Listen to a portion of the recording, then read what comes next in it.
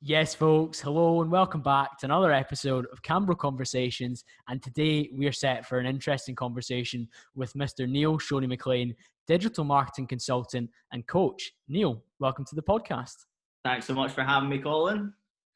Delighted to have got you on and aligned our diaries because you're across there in New York on the other side of the world, and we've managed to get everything in place. And I guess that's the beauty of the kind of role that you do, Neil, where your remote online business, coaching, consulting people can be done really from anywhere across the world, wherever your diary takes you. Yeah, absolutely. Well, I live out here officially now. Well, as official as it can be at the moment, whilst I'm just in that final stage of green card visa applications, and but everything kicked off whilst I was over here during COVID-19 at the end of my allowance right now. So I have to jump on a flight on Monday back to London. So so hopefully that goes all right. Yes, we've managed to squeeze this in before then. With all good podcasts, Neil, give us a little bit of a background on yourself for the listeners that perhaps haven't heard about you or know about what you do at the moment, which in the Scottish fitness scene, a lot of people will have already. Well, right now I'm a digital marketing consultant and coach. I coach closely over 200 business owners now on Facebook ads, email marketing and social media to generate leads, booked calls, applications and sales. However, it didn't really start out as a marketing coach. I was in Aberdeen University. I studied sport and exercise science, but I always had the intention of starting my own business, and a really big one at that as well. And so as soon as I graduated, I decided to launch Scotland's biggest ever health and fitness exhibition, SFN Expo, with no money, no investment, didn't come from money, anything like that. So we started it up in the most ridiculous way possible, which was sell a stand or sell a ticket and then give that money to the person who is giving you the most hassle, to get all the way to getting that first show up and running. But maybe about 3-4 months into the process, we had signed our lives away for hundreds of thousands of pounds of expenses, having not sold a single ticket or a single stand. We thought everybody was just going to jump at it because, the idea's in your head, why wouldn't they? And got on the phone and started trying to sell exhibition stands, and it turned out to be difficult. So it turned out to be difficult to get companies that were based down in Birmingham, London, to not only look at the price of a stand, but the price of travel, staffing, food, and everything associated with it. So it was a big learning curve there. But the biggest issue was, neither of us were marketers. And business in this day and age, even when this was, 8 years ago now or something, business is marketing. It's your ability to market the ideas that are in your head, right? And so 3 months in, having sold no stands, pulling our hair out, literally stressed out of our nuts, we turned to education. So we started going on marketing courses and marketing programs and online blogs, YouTube, anything we could get hold of that were new ideas.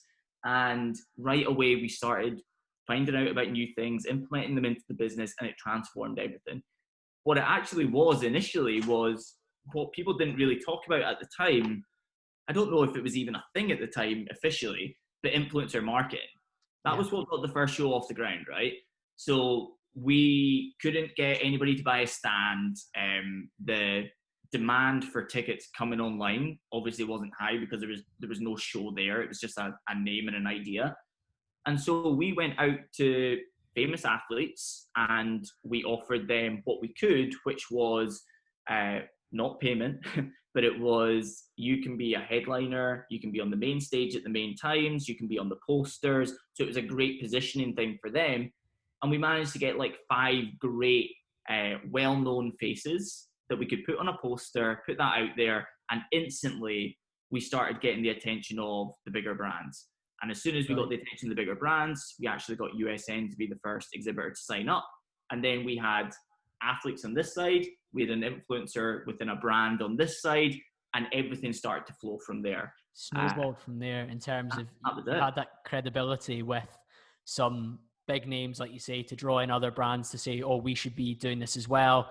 It's that kind of social proofing, isn't it? Where if USN are doing it, we better be doing it and getting our supplements in front of our target market as well. Exactly. So their competitors came to the show, smaller brands saw that they were doing it, so that was enough credibility. And then when the headliners, if you will, of the main stage and the meet and greets and stuff, when they were posting out on social media that they were really excited about coming up to SFN, then other athletes were coming to us to ask if they could be in the meet and greets, if they could speak on the stages. And so, you know, that influencer marketing side of thing came out really, really positively there. Alongside that, one of the key things was social media, email marketing, and Facebook ads. Those three things that to this day are still the three things I focus on the most. And I went all in on learning Facebook ads to an advanced level, social media, using organic to actually make sales and not just nurture an audience or build a following, and email marketing. So again, not just nurturing and romanticizing what email marketing is, putting it in a position where every single email would generate sales without just becoming a sales blast every time. So working out those things. Very soon the show had grown, it had become a success, and we had come out of our mass amounts of debts in the first year and become a profitable business, which was great. And fast forward about 5 years down the line, it got acquired by Scotland's biggest events company, which was awesome. Somewhere in the middle of there, the word sort of got out that I had grown this show in a really unconventional way. So the conventional way for exhibitions is radios, TV, billboards, magazines, newspapers, all like old media, if you will, right? And I had only used digital. I hadn't done a single piece of that puzzle otherwise. And I would speak to the exhibitors, who were quite often the owners of the companies or directors of the companies, during the weekend. And they'd say, how did you do it? Like, when they realized that I was like a young boy that was running this thing, they didn't realize on the phone. They're like, how did you get this off the ground? I told them Facebook ads, social media, email marketing. That turned into, within about a week of the first show, it was a week of the second, after the second show. Okay. The phone rang, and it was a friend of one of the exhibitors. And he said, we've got a brand new gym opening. It's a really big council ran gym. Can you run our Facebook ad and email marketing and social media? And so I created the Facebook page, I created the advert structure, I created the email database, and I was given 7 weeks to go and spend £5,000 on Facebook ads. Or actually it was £4,000 on Facebook ads. And they were like, okay, right, so yeah, this is the thing. £4,000 on Facebook ads, but you can do email marketing, social media. That's all great. You need to create the pages for us. We haven't got pages or anything. Then it turned out they didn't have any photos because it was an empty room at the moment. So all the equipment was going to be going down just before it opened. So I didn't have any of that. I just had a cartoon video of what it was going to look like inside.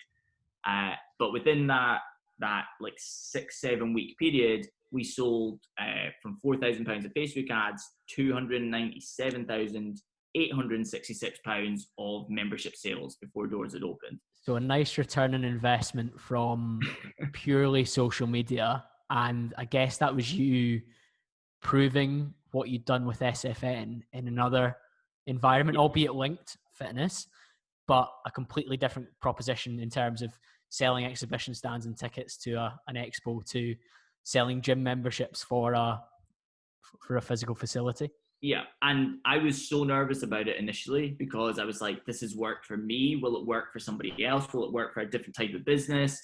And the thing that actually pushed me over the line was I had just started dating my now wife, right? And she's American, and she was studying in Glasgow. And at the time, she hadn't seen her family in like 8 months or something, right?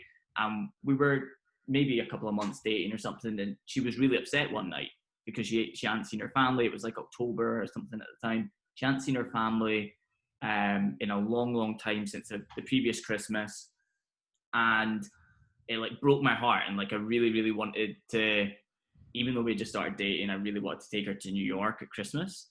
And because it was just after the first year of SFN, we weren't taking wages or anything at the time to get that business off the ground. So Yeah.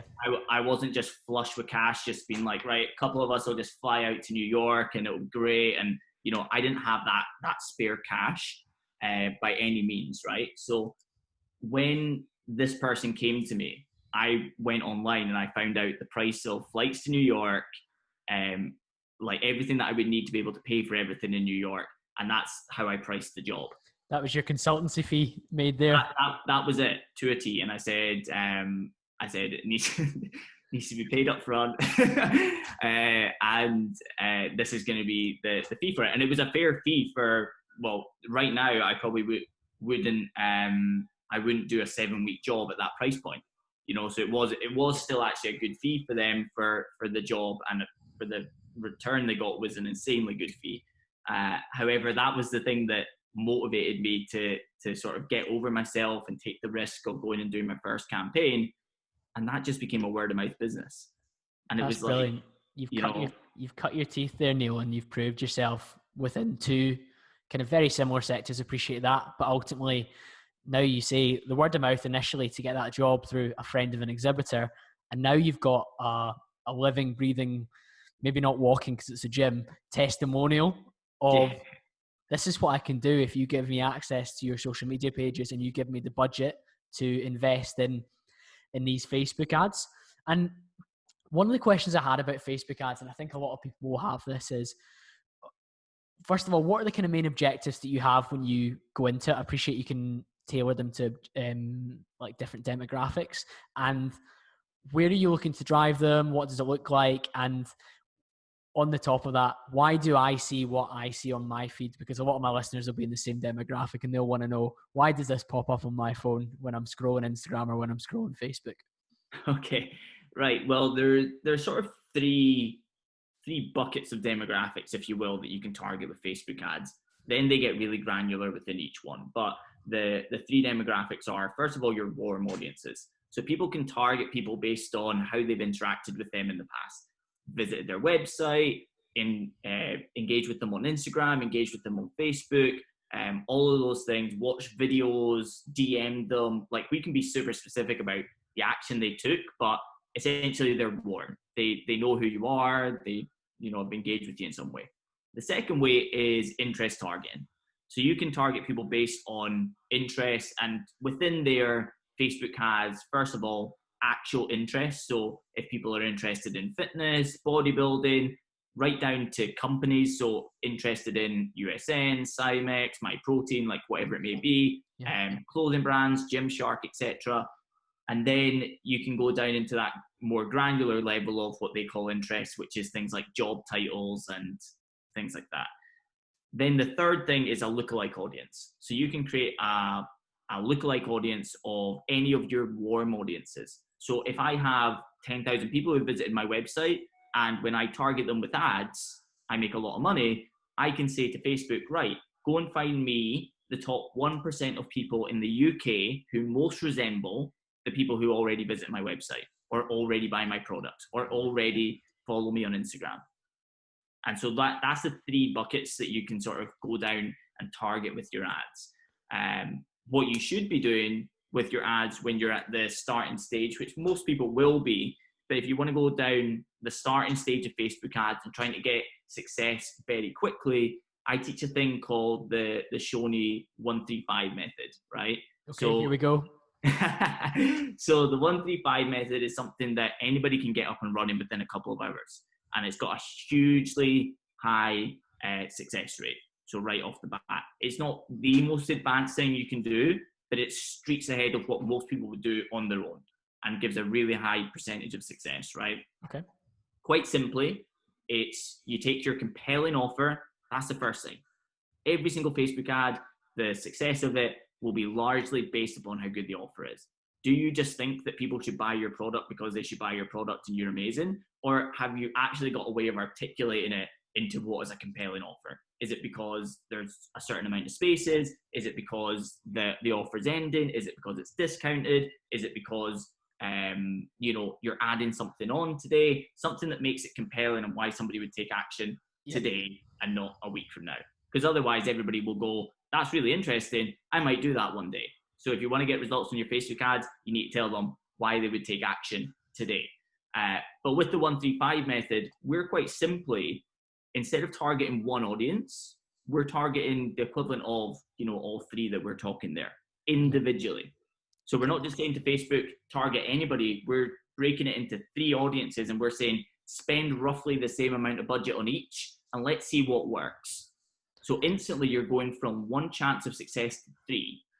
So this is your litmus test, Neil, in terms of which of these audiences, of these three buckets that we've spoken about, are going to be the most responsive to this type of offer. And you're kind of... Exactly. You're testing the water. You're dipping your toe in a little bit. Exactly. And some people will find that all three audiences go off incredibly well. And some people will find that one or two of the three work incredibly well, and then they'll turn off the other audience, and they'll focus in on the audiences that are working well. Within each audience, instead of having one advert, we have a choice of adverts for Facebook to work with. And so that can be as simple as giving them 5 different images rather than just one to choose from. So you might not have to change all the wording and where it goes. Everything stays the same except for the images. That can be more than enough to give Facebook what it needs to get going. And so right there, if I was to say most people, so 99% of people who actually run Facebook ads, they run one advert to one audience, and they have one piece of creative. So one image, right? That's the 1-1-1 approach. That's the 1-1-1 approach, precisely. And with that, you're giving Facebook, if you're a good copywriter, if you've got a compelling offer, still a 50-50 chance of getting you results. Yeah. Whereas if you have 3 different audiences, and within each of them, there's 5 ads, you're giving Facebook 15 chances to go and get you the result that you're looking for.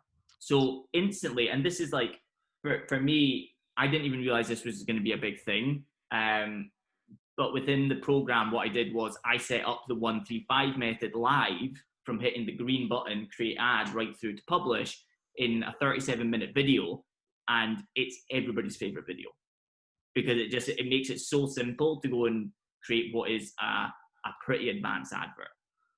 Yes, that's brilliant, Neil. And I guess that probably also answers the question where I'm saying, why am I seeing what I see on my page? Because I will fall into one of those buckets because I've either interacted previously, or I follow, or I like things that would mean that I might be interested in that as well in a similar field, or because I fit into a particular niche in terms of interests or age group, etc., that mean I'm a potentially good customer.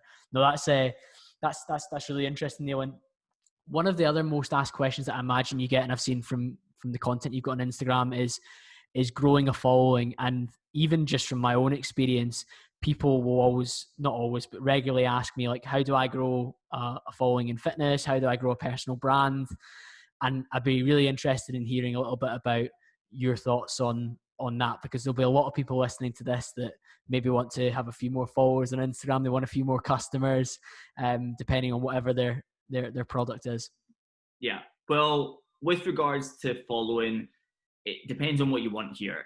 Are you looking for an ego boost? Be completely honest with yourself, because if you are, it's completely possible, and you can absolutely explode an account by just giving the people what they want, even if it's demoralizing yourself, right? Which many do in the pursuit of having hundreds of thousands of followers. So you can do that. That's absolutely something you can do.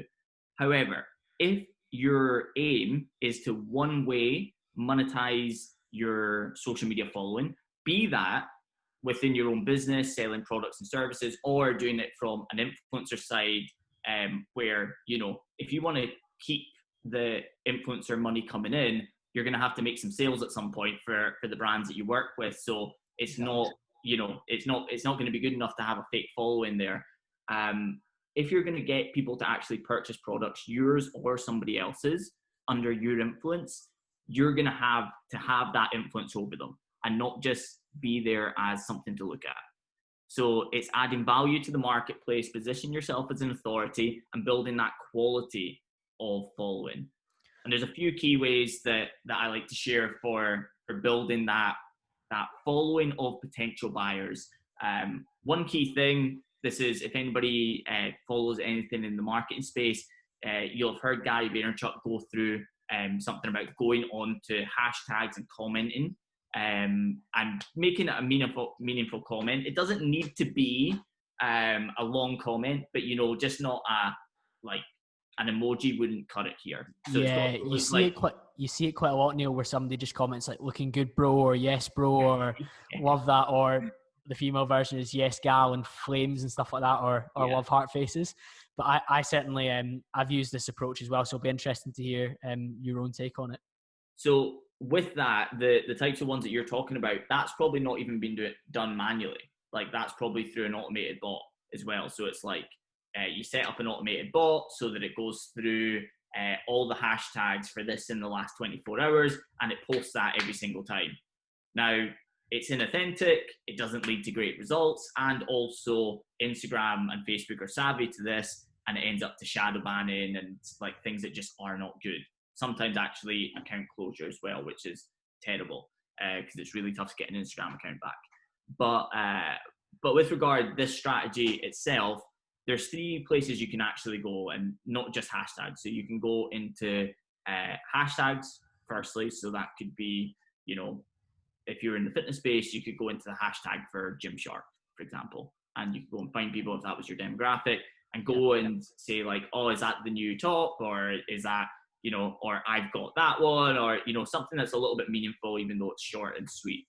You can also go into location tags, and location tags don't have to be cities, even though you can use that. Location tags can be certain restaurants. So if there's healthy eating restaurants, you could go and find those. You can even Google search it. You don't need to have been there yourself, and go and find healthy eating restaurants. Go into the recent posts for that restaurant and go and make a meaningful comment under that. The third thing is you can go into page tags. So you could go into the body coach, for example, and you could go into all the tags for this page, and people are tagging him in the recipes out of the books that they've just cooked, and you can make meaningful comments under there. The cool thing with this strategy is the majority of people are not there with hundreds of thousands of people following them, with tons of likes and tons of comments every day, and you're going to get lost within. The majority of people get 0 comments or 1 or 2 at the most, okay? If that's the case, a meaningful comment almost always ends up in somebody clicking through out of being nosy onto your profile. Now, you've made a little bit of an effort with them, but also on top of that, if your page is set up that, it speaks to that demographic, I help this type of person get this type of results in 90 days or something along those lines, you can end up with new followers. You can end up with instant people going to the link in your bio and booking calls with you, people DMing you. It's awesome, right? So it's a really, really good method, especially if you're at a low following and you're just trying to get off the ground without doing the follow. Another good one is you can go live with people. So if you go live with people, whether it's on their page or your page, both sets of followers for the highly engaged with those followers will get a notification on their phone screen saying this person's gone live, even if you go onto somebody else's live call. Yeah, now, it pulls you both in, doesn't it? It pulls both ends in terms of followers. Exactly. So if you can go live with somebody who is, influential in your space, does not have to be a competitor, but they have influence over the same type of people that you sell to, that's a perfect fit for both of you to be discovered by both sides. So doing that often is a really strong one. And then thirdly is tag people in your Instagram stories. So whether you're actually with them right now or whether you're doing throwbacks, tag people that are relevant in your stories and do it every single day. Because the majority of people who get tagged in stories, especially if you think it through and make it a thing that they would want to share, they're going to share it. And the cool thing with this as well is it doesn't have to be that influential person in your marketplace. It literally can be your partner, your friends, your family, because there could be people within those groups as well in their following that could need your product and service. That's a huge point. And I've had a lot of people follow me off the back of ending up on somebody else's story when maybe I've trained with somebody else and we put up a video together, or one of the big things, people regularly tag me when they're having monsters or if they're having like particular my protein products. So I then obviously get on their page and get seen by people that are tagging me to try and benefit from that. But I then share them on mine, and people, if they then click on to Tom Smith Fitness and then they see his page, like you say, you go on, it looks legit, it looks like the kind of thing you would want to engage with and follow, then you can get followers off the back of ending up on somebody else's story. And that third one is one of the kind of lowest entry points to reaching more people. And it's a very simple one, like you say. I really like that one, Neil. And I know in terms of when we're talking about that quality of audience as well, which you've spoken there about, like you say, you could end up with hundreds of thousands of followers if that was what you were after. But how many of those are interested in the service that you are offering or the products that you're promoting? Because like I say, I could significantly increase my audience if I posted photos of my top off and my pants more often, but would they want to use the links that I'm posting for my protein, muscle food, or gym passes, or would they just want to sign up to an OnlyFans if I started that? So there's the considerations you need to make. And then from the coaching perspective, if you're not showing off the kind of results that you can get for clients, or you're not showing the kind of supportive information that you can provide, is there any point in you getting another 50 followers who none of them want to buy? One of the interesting things I've heard you speak about before, Neil, is with regards to your own following, when you made that shift from your events industry towards digital marketing. Would you like to share that with the listeners today? Yeah, so the whole reason of why I went into coaching, and every single program that I've created ever since, has never been based upon, what I wanted to earn or a lifestyle I was trying to create or anything like that. The reason I created the 16-week digital marketing program in the first place was purely because I had a word of mouth business. I didn't even have a website. I'd had the same clients for about 5 years and they had never left me. And I didn't have any staff. So I was every single week having people phone me, DM me, whatever, even though I wasn't advertising that I did digital marketing, asking me to run their social media and their email marketing and their Facebook ads. Every single time I had to say no. And it's not just the turning away a potential customer thing that was worrying. The worrying thing for me was I remember the pain of being that business owner that doesn't have the answers of how they're going to get out of this month and get into the next month. I also know the pain of having to work out for yourself, throwing money you don't have against the wall to see what sticks and losing a lot of it. And so what I did was I tried to create almost like a download of every single process I use for email marketing, social media, Facebook ads, content marketing, literally everything across the board, website, growth hacks, SEO, everything I possibly do, I put into a course that was trying to be as applicable to any small and medium-sized business owner that runs their own marketing. But when I decided to do that, I realized that I couldn't just focus on creating this incredible program, which was going to take a ton of work just to have it on the back burner for, when inquiries come in. Yeah. So I was like, right, so I need to go down what I already knew was personal branding. So I need to go personal brand. I need to add value to the marketplace. I need to build a little bit of a following of the right people. So the quality over quantity. So I went through, everything we were just talking about there, other than live video really at the time.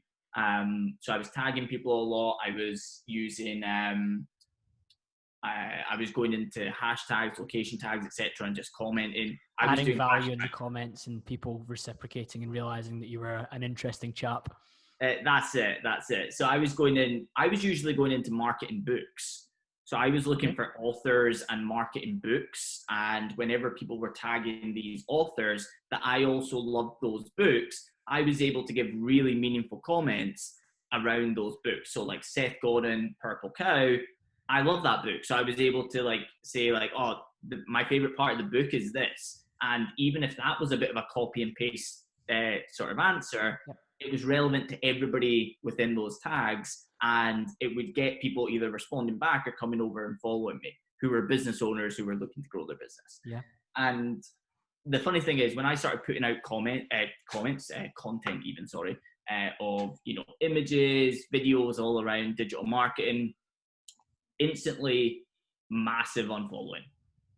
So I had something like, I don't know, 1,500 to 2,000, somewhere in that region of followers at the time. But it was like friends, family, people I went to university with. It was people I met through running the exhibition. It was nothing about digital marketing there. And all the pictures were, around my girlfriend and animals and, just get general life. So I started posting this stuff, and it ended up in a lot of people unfollowing me, but I knew exactly what was happening. It was, it was creating the wrong content for them, but the right content for where the business was going. And so I just stuck with it. So following was going down daily, stuck with it. And soon enough, it hit that peak where it stopped going down and slowly started to build back up. But it was building up with the right people. And I was just putting out valuable content every single day. And alongside it, inside my stories, I was just documenting the build. So I was like, I'm building out this module today, and I'm going to be doing this and this and this and this. And then I would always just do an Instagram poll at the end of each day, right? So if I was putting up stuff about building the 16-week digital marketing program, I'd say hit the button below if you are interested in getting early access to it. And I would have a bunch of people click the button every day. And this is like 2 or 3 people per day at the time, not a big following. So 2 or 3 people per day would click the button.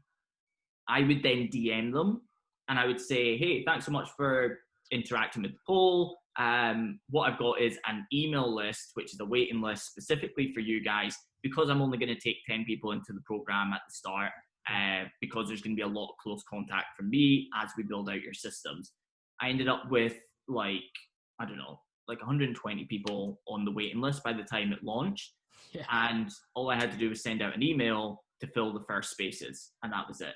Done. You'd slowly but surely just built the interest from the right people with the right product, and when it was ready to go, you had that audience ready, sitting, waiting for you because of the value you'd given through that correct level of content to the correct people, rather than potentially flogging a dead horse. Because like you say, your following went down, but the people that were leaving weren't people that were ever going to buy a digital marketing course from you. So for the purposes of that page, didn't matter. Yeah. And the people that came in the door were people that were susceptible, but also willing and interested in what you were offering. So even if 10 of those people joined and 5 of those people were a customer, fantastic, because it doesn't matter how many followers you've got if none of them are interested in what you're actually going to ask them to purchase from you. I would say I probably only had at that point 150 people who followed me for the right reasons.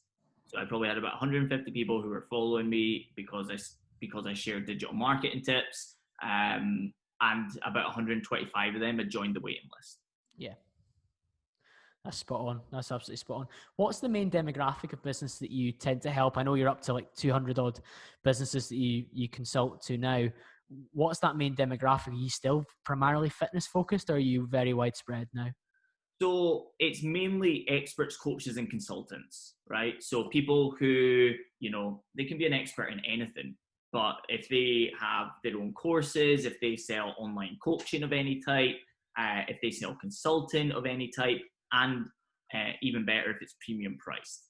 So that's fitness trainers, it could be physiotherapists, it could be people who, teach belly dancing, literally anything. If it's experts, coaching, and consulting, they're the main demographic that I work with. So I've got all types of businesses inside the 16-week digital marketing program, from experts, coaches, and consultants right through to, drone pilots and real estate agents. We've got plumbers in there. We've got all types of businesses, but that's the main type of person that comes to me looking for this type of product.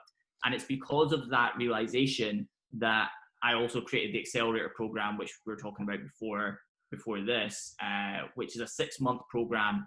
It's very close contact, so there's one-to-one calls with me, but it's just a 3-tiered system for anybody with premium price products that they want to sell online. And we've got fitness coaches in there already, but we've also got like people that sell kitchens, right? Yeah. And funnily enough, the person who sells kitchens, in his first £200 of ad spend, he attracted 600 people onto his email list first and foremost, but sold over £50,000 of kitchens, right, from his first £200. So basically, it's like, do you have a premium price product that you want to sell online?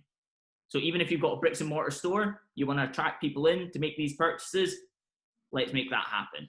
Yeah, you can use that online platform to, and we all love that term, funnel people into the right place to get involved. One of the things you mentioned there was email marketing, and I think that's often forgotten by a lot of people in my kind of age group, where we think social media is absolutely everything. But I always try to remember that email was here when we had Bebo, it was here when we had MySpace, and it's here when we've got Instagram, it's here when we've got TikTok. Whatever happens next, email will likely, I suspect, still be here. What are some of your approaches to email? And we've had an interesting podcast previously with one of our mutual connections, Chris Burns, where he spoke about what should be included within that email. So it'd be interesting to hear some of the approaches you've got with regards to email, Neil. So email, I absolutely adore it. Like, absolutely adore it. It's just incredible. Especially, it's a bit like the social media following, right? So it's got to be the right people that are on that list if it's going to bear fruits. But if it's the right people who are on the list, then, you know, just keeping in touch with them 2-3 times a week even can take half an hour on a Sunday night to write your emails and schedule them in. But every single email can generate leads. And you've got different types of emails in there. You've got you've got the super valuable. So you're literally just in their authority status, you're building know, like, and trust with them, and position yourself as an authority that could potentially help them. That can lead to sales. You've got likable character emails. So you can actually be putting out emails there in which you're building the likable character that is you. Because if you're expert coach consultant, a big part of why they would pay you a premium price is because they want to work with you and not somebody else. Okay, so there's those as well. And then you've got your high percentage emails. You've got those emails that are very, very call to action.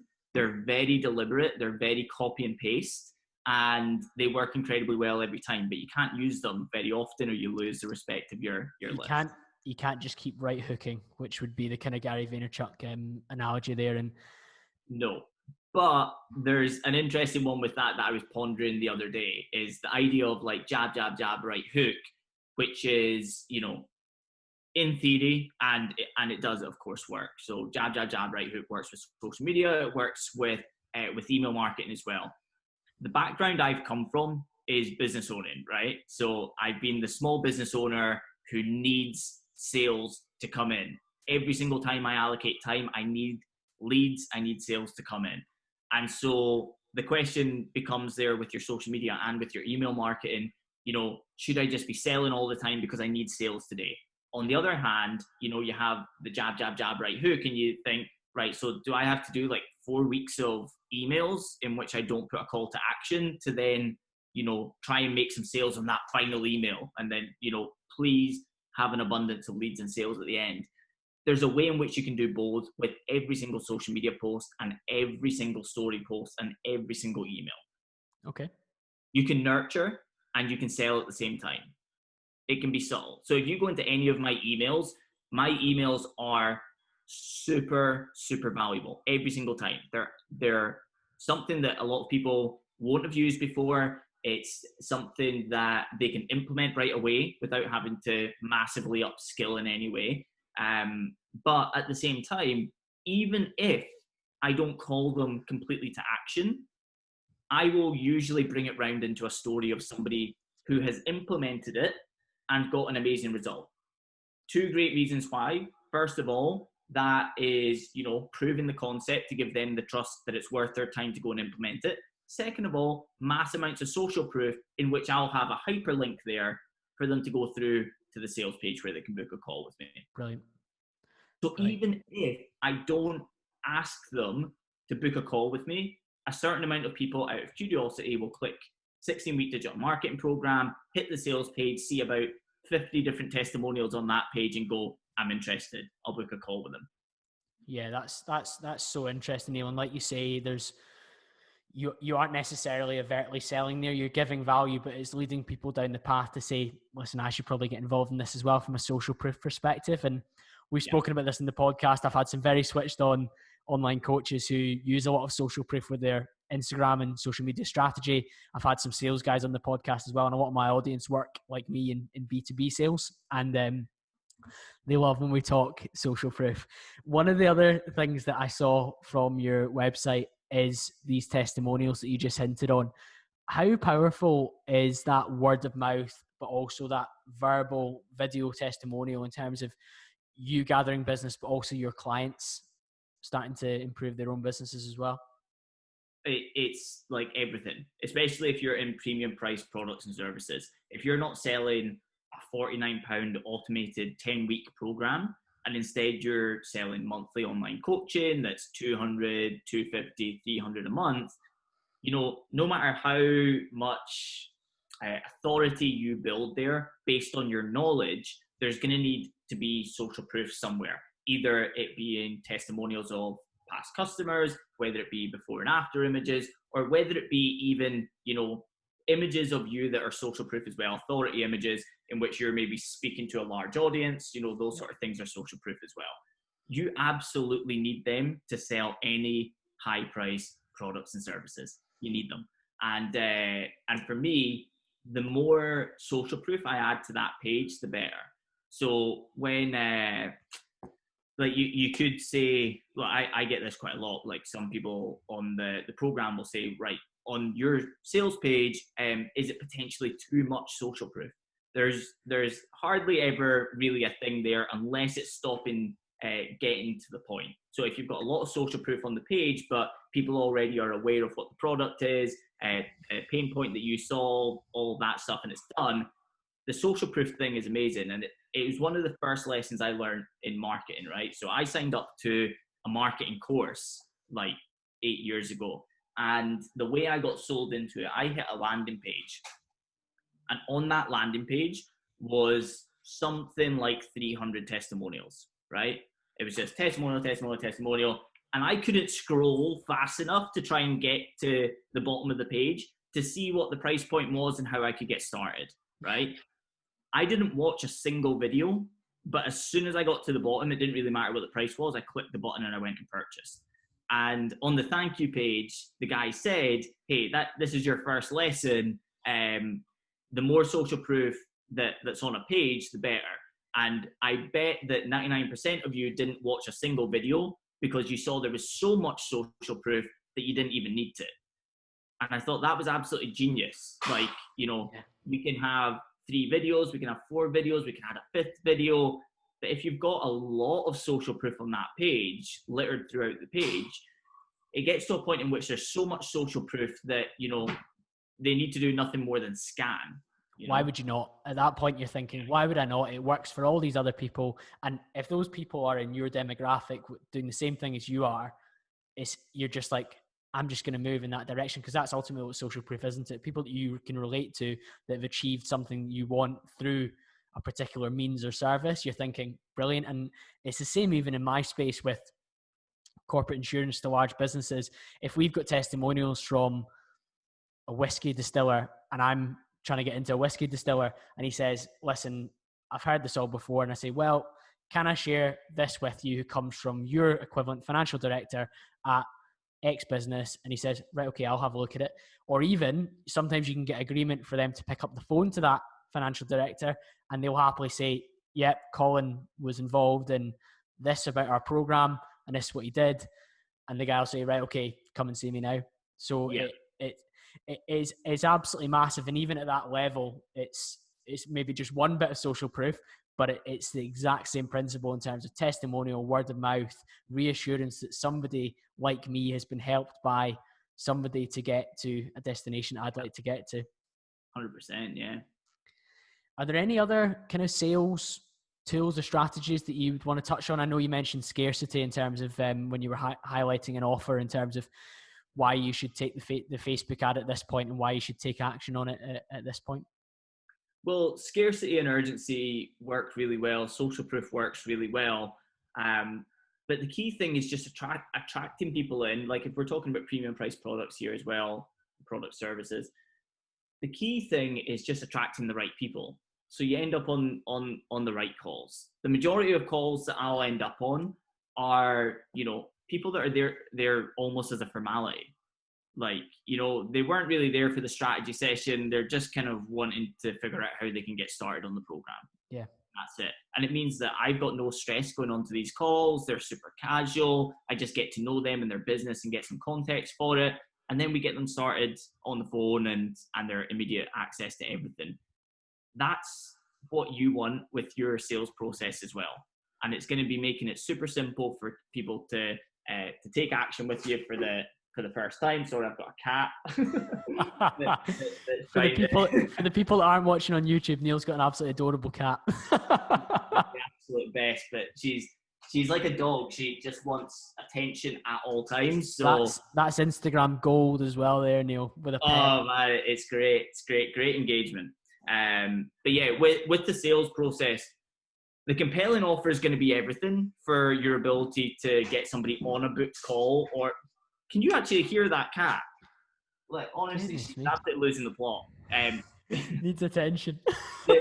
the compelling offer is going to be the thing that either gets them to purchase something or to book a call, consultation, appointment, whatever it may be. But the key thing is, it's who are you speaking to? Are you showing pictures of your ass, or are you educating the type of person that you want to work with in your coaching services? Are you attracting people in with the right lead magnets? Are you attracting people in with the content you're putting out there into the marketplace? Because if you're attracting the right type of person, then the sales calls get a lot easier. Yeah. So the whole thing of, objection handling and all this stuff, I must be the worst salesman in the world. My weekly sales are great. I use no strategies whatsoever. A lot of the time, I get to the end of what we would inverted commas call a sales call, and the person says, so can you tell me more about the program? So like, I've got like no structure there at all. They're just looking at how can I get started? And it's because I attract the right people in. So I speak to a specific type of person, I add a lot of value, and I put social proof out there to say you're in safe hands. And that's it. Yeah, they're reassured and ready to go because of your track record and your offering and the value that you've given away for free initially. Because like anyone listening back to this podcast, if they're looking to grow an audience, there's that three tool section. I mean, that's free information that people can action straight away. Look what's behind the paywall as well. There's even more to get.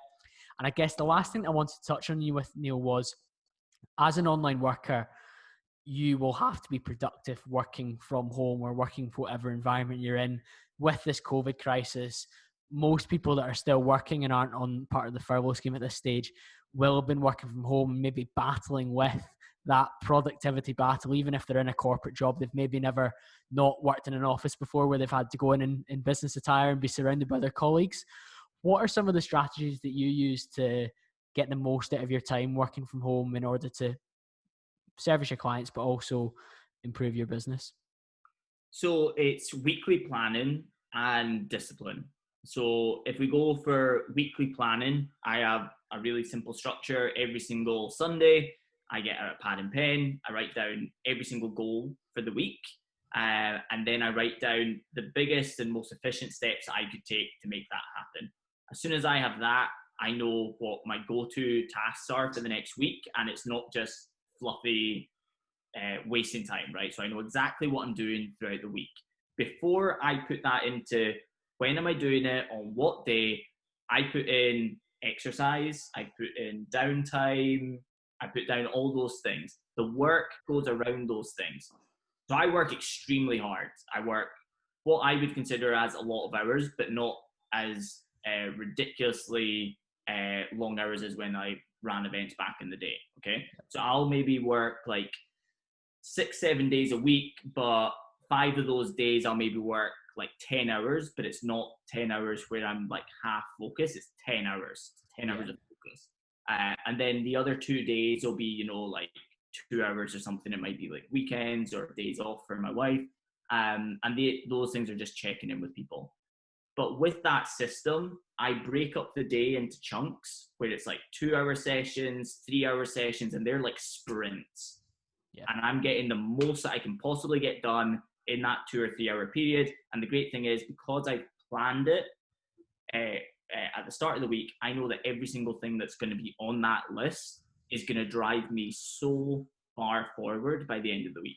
One of the first things that I like the most about what you said is that you have your non-negotiables in there, like sleep and exercise and seeing your partner, because if you don't have those kind of basic fundamentals in place, and I've got some upcoming podcasts on sleep as well, and obviously we've spoken a lot about exercise in previous podcasts, but if you don't serve yourself, then it's very difficult for you to serve others in the long term. And it's clear that in order for you to have those 10-hour days where the 10 hours are productive and the service to your clients is top level, you're continuing to grow your business, you're continuing to provide that level of output that you're happy with, there needs to be things like that 1 hour gym session, that 8 hours of sleep, that 1 hour sitting watching Netflix with or having dinner with your wife, that needs to be booked in as well. And I love that that's a big consideration for you before you even start.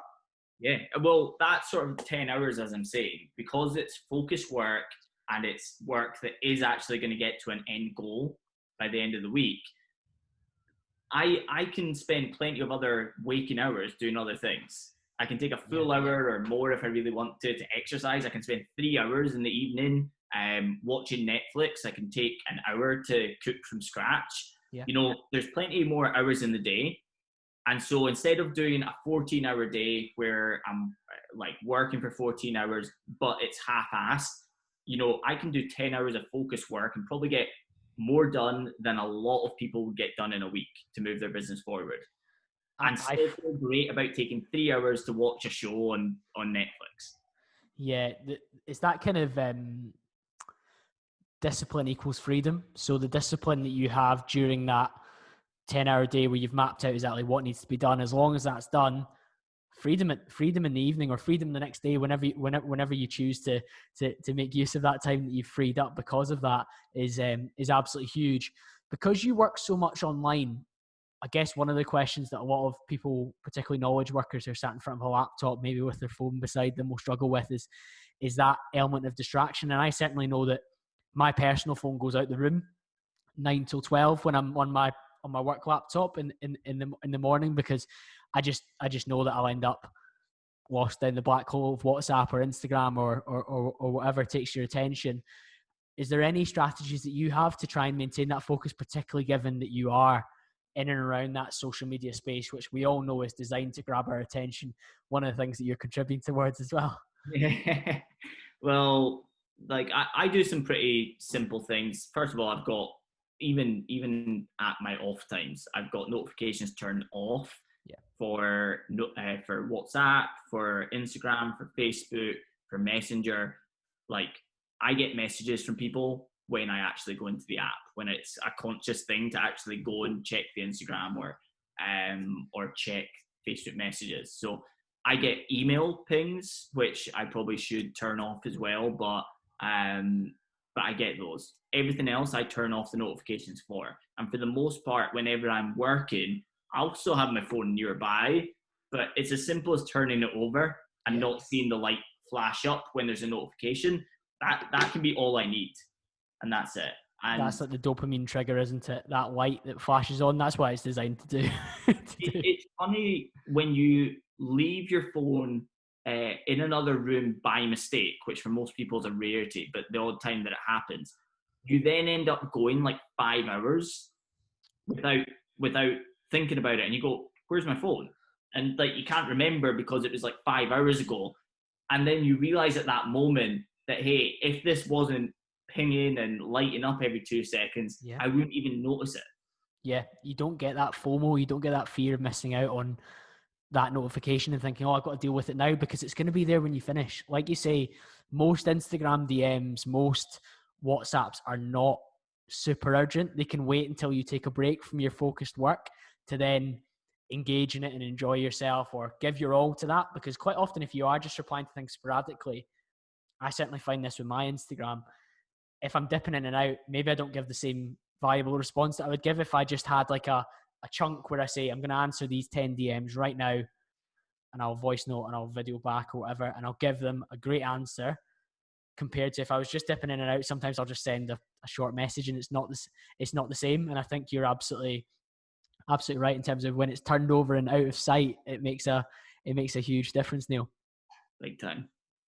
So I think that's been a super interesting podcast, Neil. There's so much for people to go back on there and listen to, whether you are somebody that has a high ticket offering, whether you're somebody like myself that works in sales, or whether you're somebody that's just looking to grow a personal brand to then drive product sales further down the line. Where's the best place for people to connect with you, Neil? Because I know we're in a couple of platforms already together.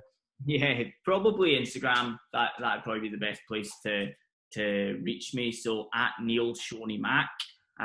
If you dive over there, feel free to DM me. If you want to get in touch about anything, that would probably be the best place. Yeah, super, Neil. I'll also link your LinkedIn, because a lot of my listeners are LinkedIn advocates as well in the professional space, and I know you've got a popping LinkedIn as well, Neil. Thanks very much again for coming on. I hope everyone's enjoyed it. If you're with us at this stage, please take a screenshot, pop it on your Instagram story, tag Neil, tag myself, and I'll be back to speak to you all again very, very soon.